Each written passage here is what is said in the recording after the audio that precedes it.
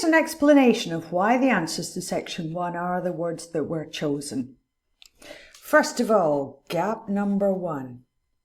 This is a time clause. You can tell it's a clause because it ends with a comma. The main clause of the sentence starts after the time clause. The time clause is just there to give you the context.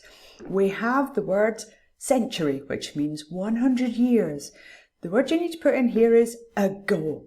And the reason that you would use the word ago is that this word allows you to count back from now, the year 2017, count back 100 years to 1917. It's just a different way of giving you information about time. Gap number 2. Thanks often goes with to explain these are the reasons why something happened. So today, thanks to reason number 1, reason number 2, reason number 3, and here's the main clause and the result. The average lifespan has risen for both men and women. Gap number 3. The longest life recorded. Life is a noun. And as you know, before a single noun, normally you would put a, an, or the before the adjective. In this case, the adjective is a superlative, which means that this is the top one. There's only one longest life. And if there's only one of something, or if you only know of one of something, excuse me, you use the word the. Gap number 4. That of Jean Calment. The reason that you use that there is that this stands in, as a pronoun, stands in for the longest life recorded. It saves repetition. If you didn't use the word that there, you'd have to say the longest life recorded is the life of Jean Calment. And that's not so elegant.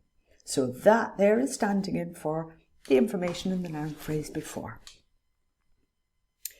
Gap number 5 is the start of a relative clause. Here we have the subject of the relative clause, Jean Calment, comma, which explains this clause will give you some extra information which you do not need to identify her, but which gives you interesting details. And in this case, the details are she was 122 years old when she died. Because Jean Calment was a person, the pronoun you use to start this relative clause is the pronoun who. If it was a time, you would use when. If it were an object, you would use which or that. Gap number 6.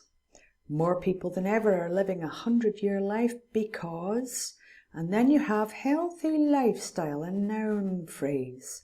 Lifestyle is, in this case, we're treating it as single because we're talking in general. So you could say a healthy lifestyle can help people maintain fitness. Or you can use their healthy lifestyle to explain we're talking about the healthy lifestyle of the people who are living a 100-year-old life. Gap number 7. Even people in the 90s can improve muscle strength. You can either use their, again, to explain we're talking about the muscle strength of these people. Or you can use on to make a phrasal verb, improve on muscle strength. Doesn't really matter, they're both correct. Gap number 8. Most research. Aging aims to improve our health and quality of life. You can either again make a phrasal verb with research on aging, or another phrasal verb, research into aging. Both are fine. Aging aims to improve our health and quality of life. Gap number 9. We age. So we're looking at two things. We're looking at what happens to your health and quality of life over a period of time. And we're looking at, here this is a verb for growing older. And again, so we're looking at the process of growing older. We have two processes happening at the same time.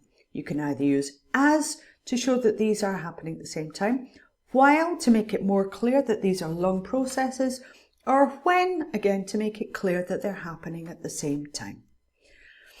Rather than making is a verb, after a verb, you need a noun as an object.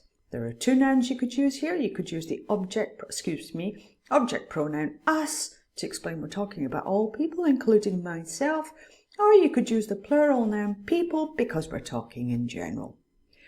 I hope that's been helpful. Use the resources underneath on the page to practice any of these grammar points that you feel you need to improve in order to do well in section 1.